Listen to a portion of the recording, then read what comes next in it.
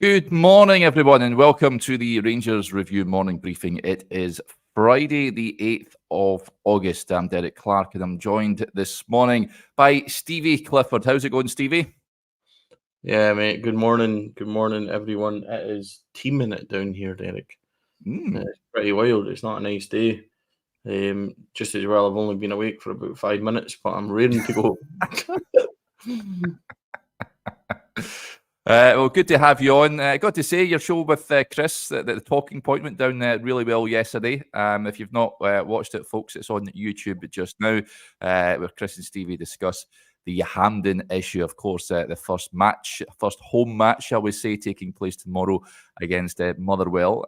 So I'd urge you to go and have a watch of it. Some good comments coming in from off the back of that. It's I think you guys are going to do it as a sort of bi-weekly show, I'd imagine. Yeah, that's the plan. So it's just we'll pick a topic for discussion. For example, next time it might be about the CEO chase, or it might be about the current squad situation. Might be a deeper look at the financial stuff. It can be whatever, what one, people want to hear about, and two, what is the biggest kind of thing. So, obviously Hampden's been the biggest discussion point of the summer, Derek. So Chris thought that was a good place to start, and that's what we did. So I hope it went down well. I hope it was good for people, and we'll mix it up, Chris and I. Don't want to be in too much where it's just Chris asking all the stuff. Next time it might be me asking the stuff to Chris, and we'll break it up and we'll mix it up a wee bit so that it's enjoyable for folk. But if people did check it out and enjoyed it, great. If you haven't and you're going to, then brilliant, because it'll give you a good wee half-hour listen, part of the day. But it is all about Hampden tomorrow for Rangers, and the rest of it we just put aside and try and get the 3 points. So that's what we'll concentrate on. Yeah, absolutely. And let's hope Rangers do get that first league win tomorrow. Before we look to the game and potential team selection, let's just discuss a Rangers player. News emerging from South America over in Brazil that Jose Cifuentes has had his loan with Cruzeiro terminated, cut short. It was a year-long loan. He went out there, I think it was around February time.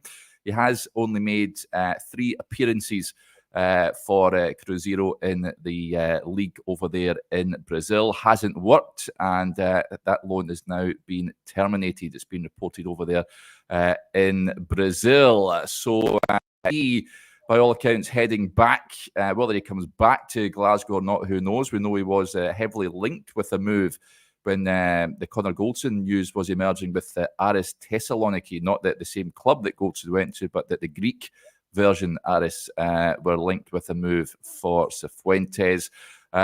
Stevie, we've never seen much of Jose Cifuentes. Of course, it never quite worked for him coming over from Los Angeles. He struggled to adapt.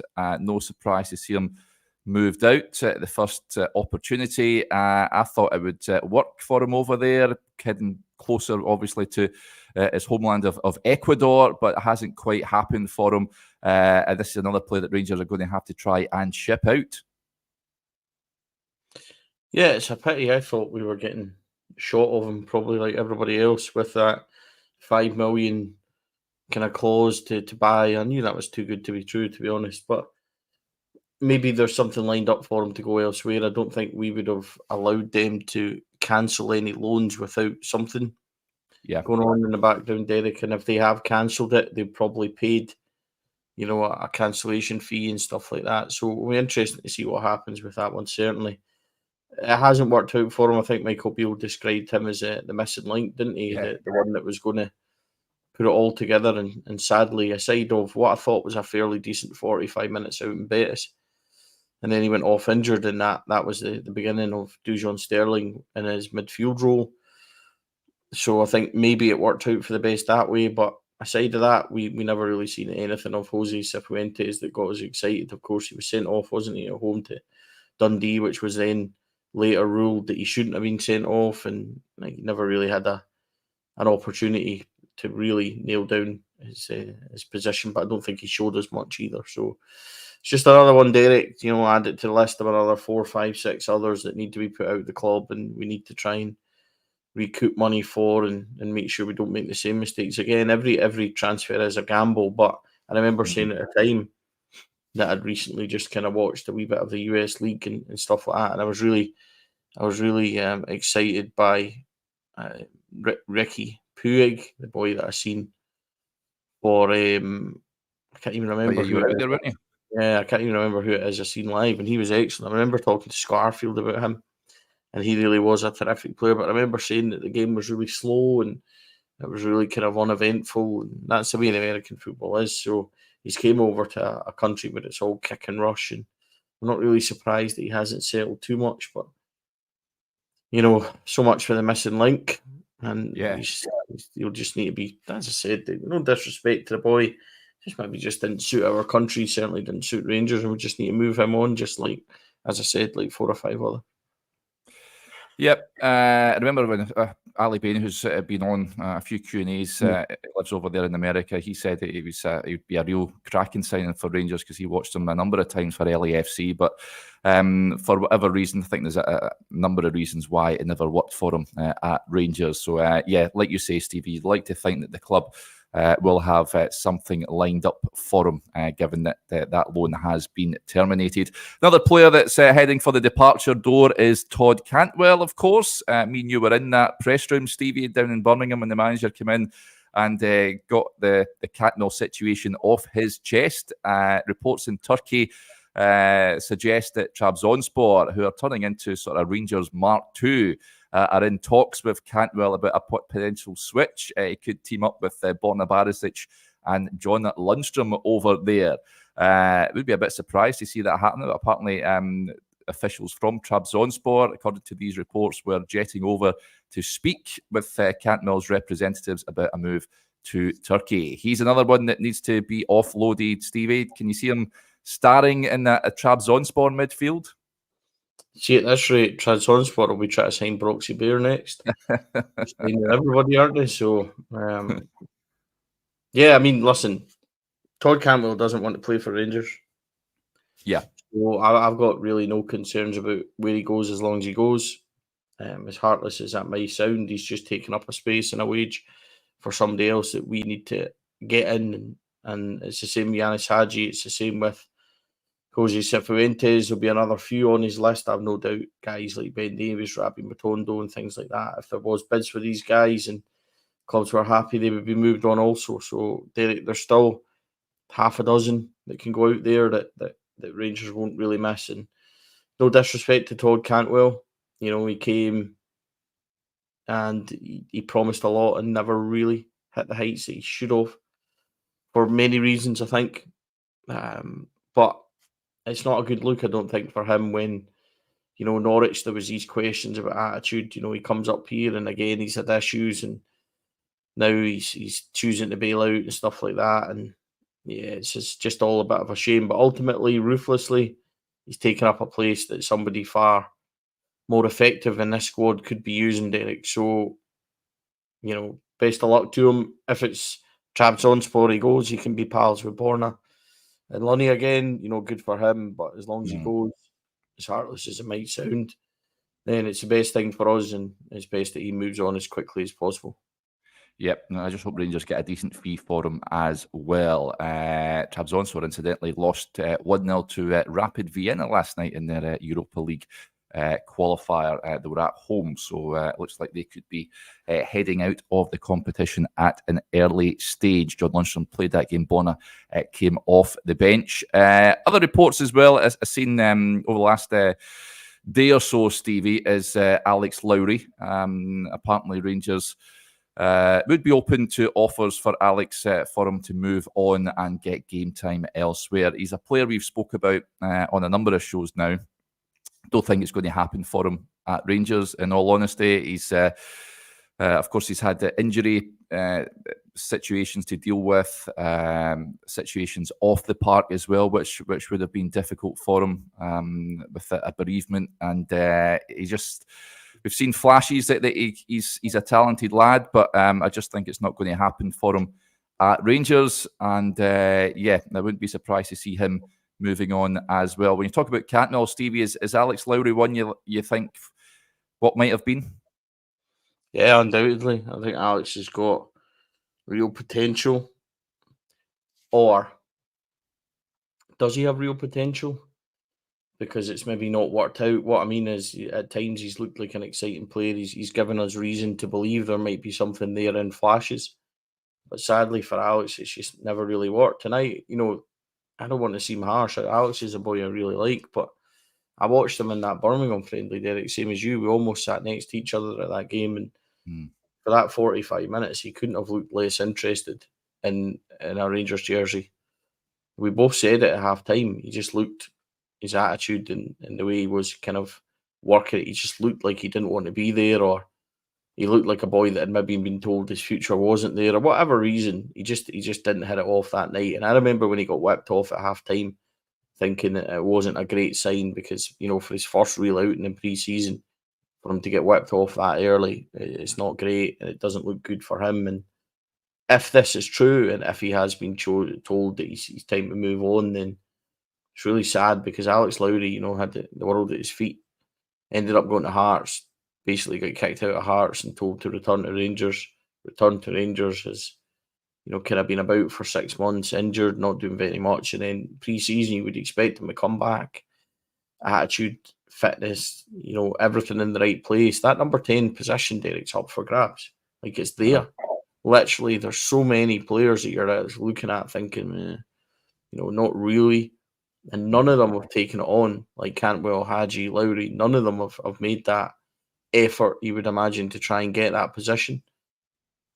So it's probably for the best that Alex does go in that regard. But, it's a real shame, and somebody will wish all the best to if that does happen. But again, for Rangers, harsh as it may be, if Alex is taking up a position in that squad, the same as Todd Cantwell, that somebody else can be using, that's more productive for Rangers, then he needs to move on. As sad as that may be, as ruthless as that may be, Rangers cannot afford anymore to stockpile players, Derek. The squad's too big as it is.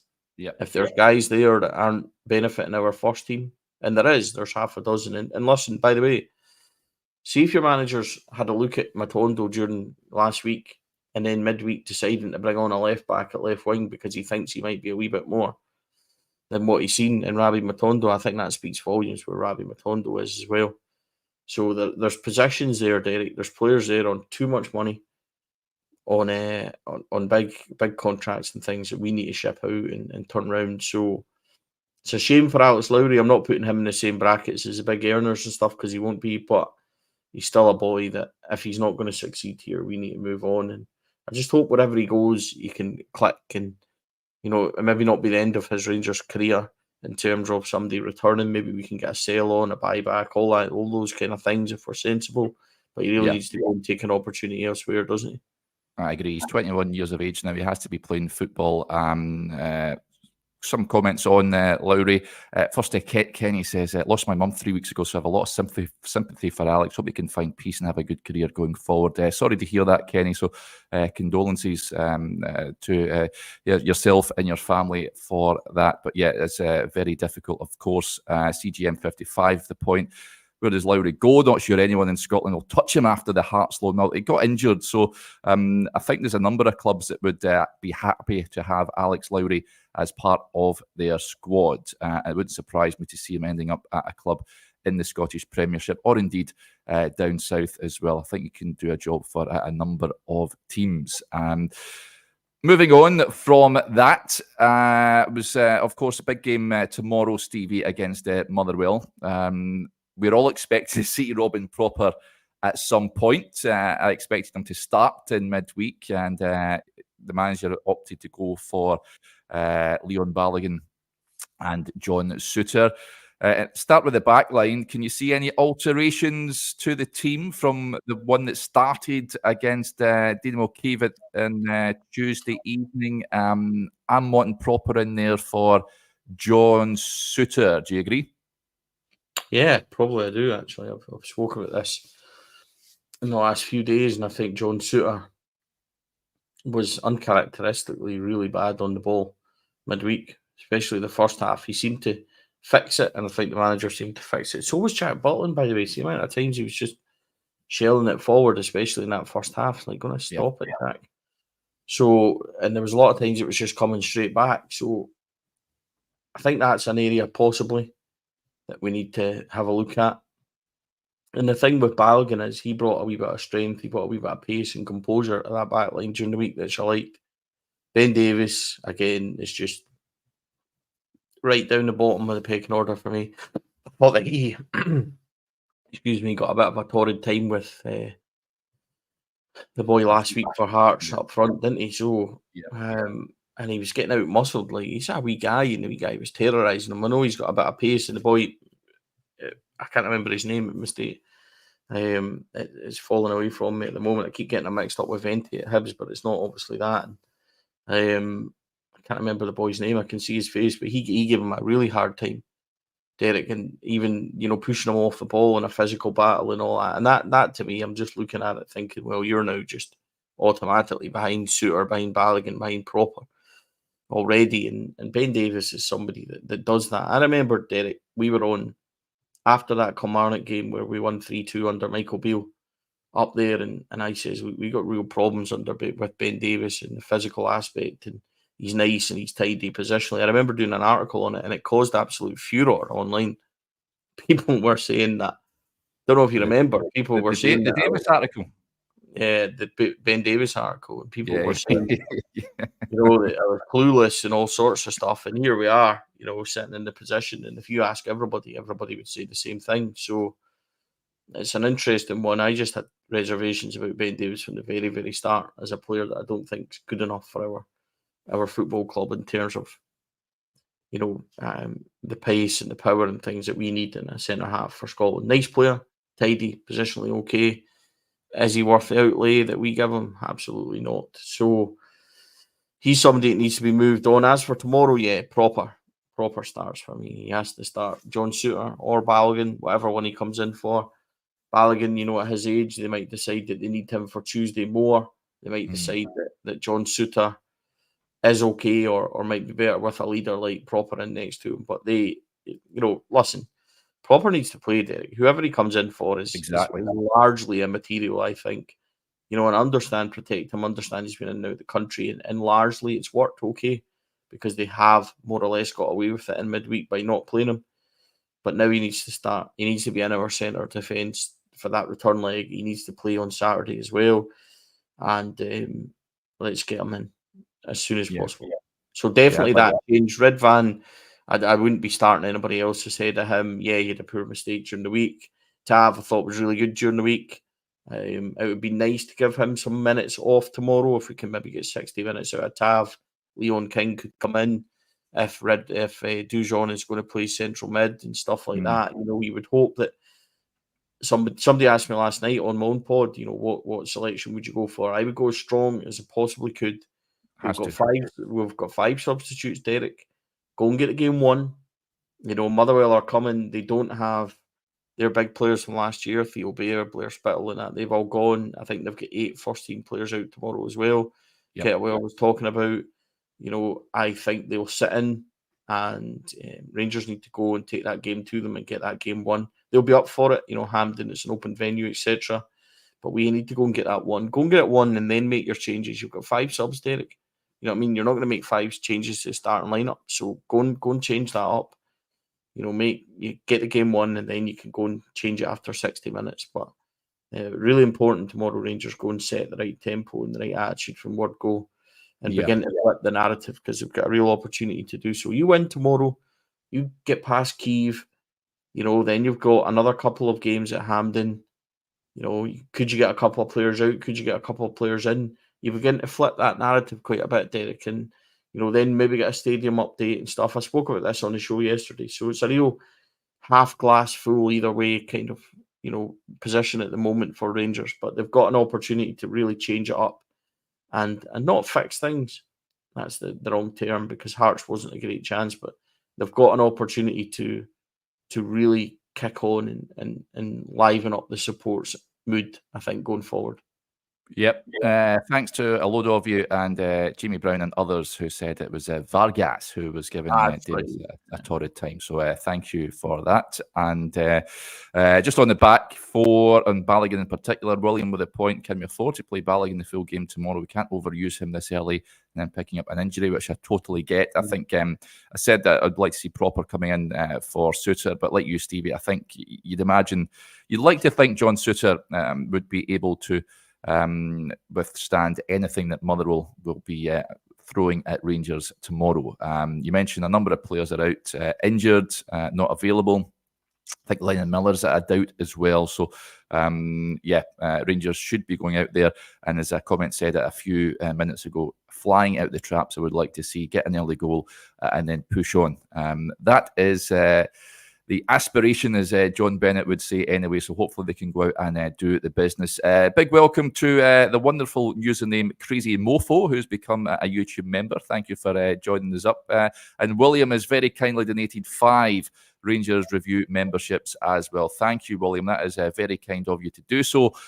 Loads of you, if you want to take one up, you get 3 to 5 extra videos per week. You get videos early released as well, like Stevie and Chris's show yesterday was out on the Rangers Review Extra channel before being released later on that evening. You can also, there's a video as well that I spoke to Ian Stewart and Davy Heard on their new book on Tory Gillick, who is a proper bona fide Rangers legend. Their book has been officially released at the We Rangers Club a week today from 1 p.m. If you can make it along, please do so. And you can pre-order copies on Amazon and the likes as well. But I spoke to both about Tory and the book itself, so you can go and find that on the Extra channel as well. Moving on from defence in midfield, Stevie, I thought that Connor Barron continues to impress me. Him and Diamandi are in midfield, obviously. Then you playing...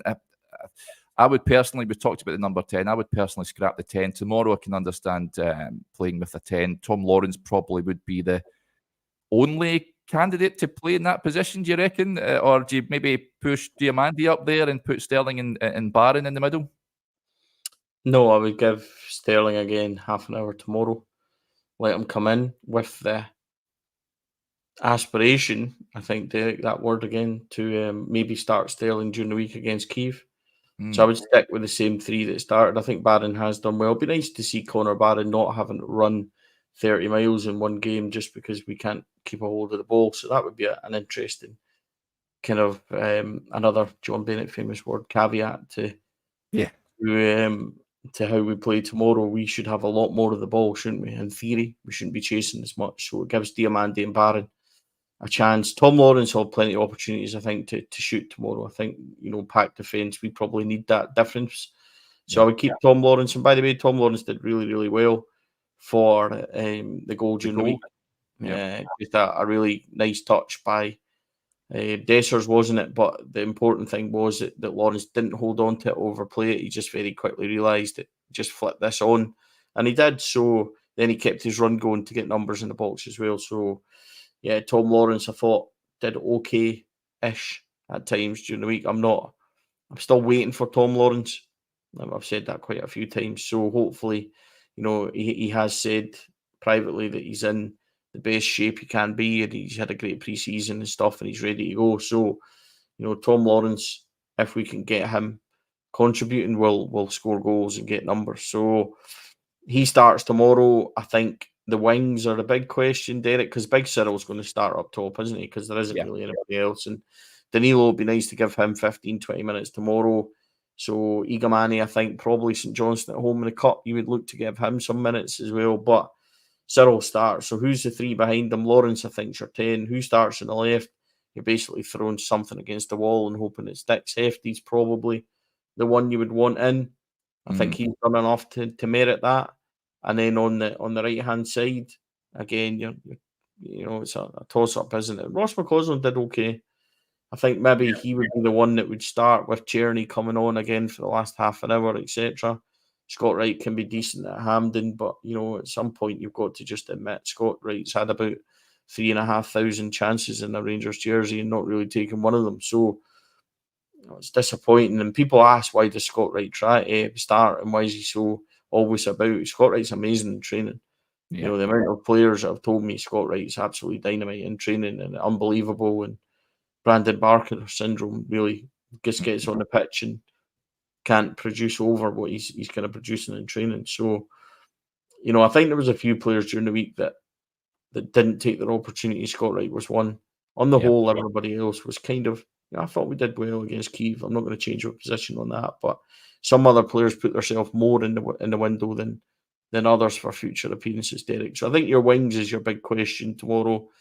You know, where does he change up? And by the way, Keane Dowell was okay. I thought Keane Dowell did okay on the ball at Tynecastle and also midweek.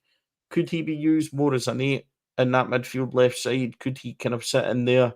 Would he maybe come into the manager's thinking if Diamandi and Barron are knackered, you know? So just to touch on something as well, Derek, I hope you don't mind, we deviate slightly onto Mohamed Diamandi. I've seen people criticise him this last week and say, you know, he's gone missing and he's not this and he's not that. And I thoroughly disagree with that. I really do. And here's my reasoning. See if Diamandi didn't have to do so much running, like for everybody else.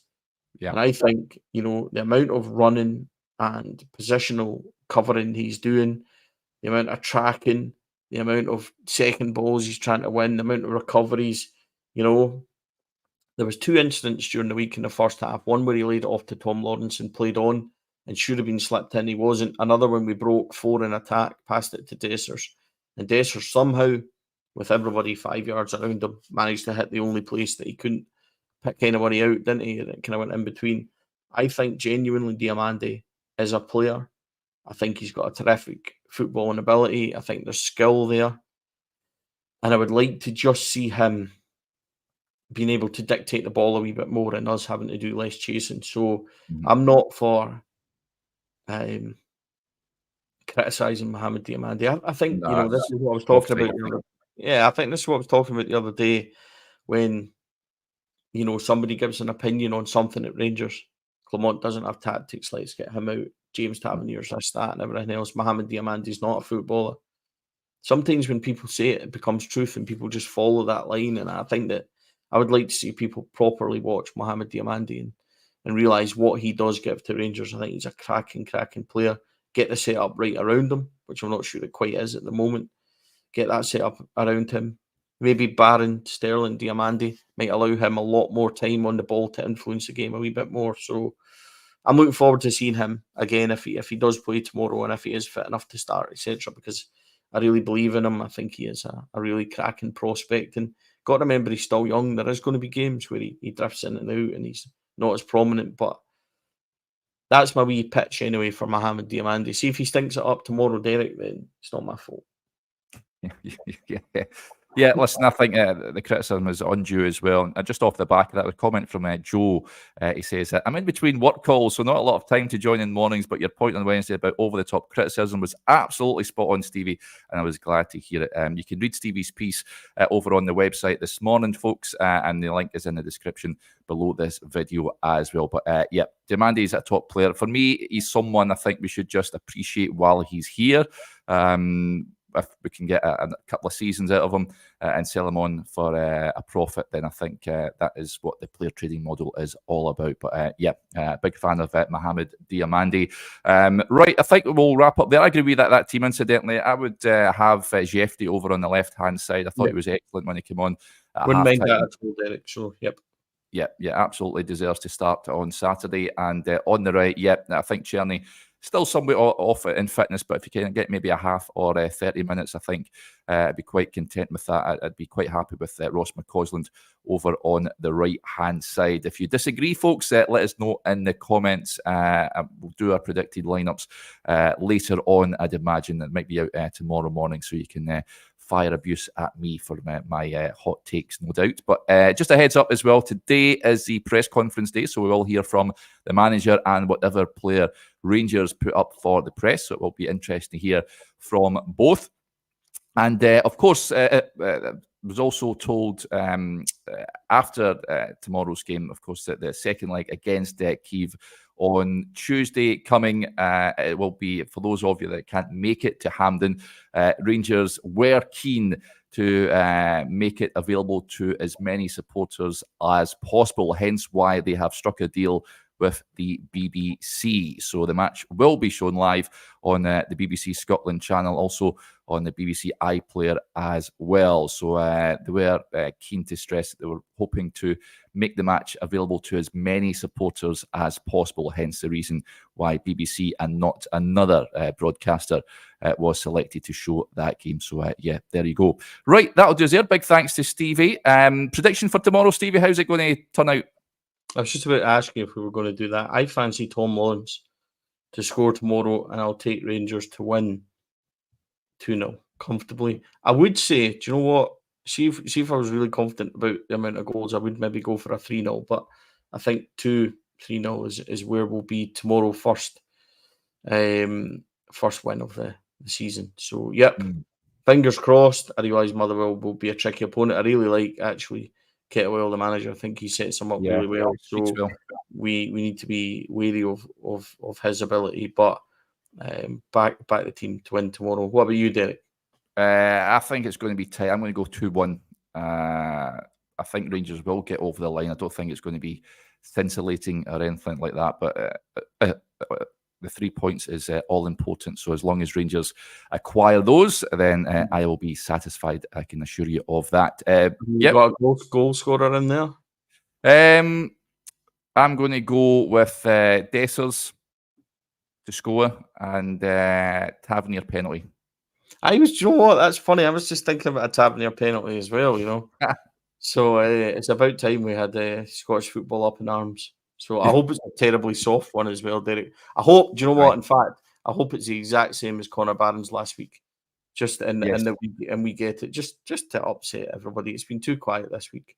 Yes. So let's get everybody upset. 3 points in the bag, and then look forward to that. Yeah, let's hear those 3 magic words tomorrow. A big thanks as well to Bluebells or Blues, also gifted 5 Rangers Review memberships. Thank you very much for that. That is fantastic stuff. So, yeah, brilliant generosity on the show this morning, guys. Thank you. Right, that'll do us there. We'll speak to you later on. We'll have the press conference reaction video later after we hear from the manager. So we'll speak to you then. If not, enjoy your Friday and bye for now.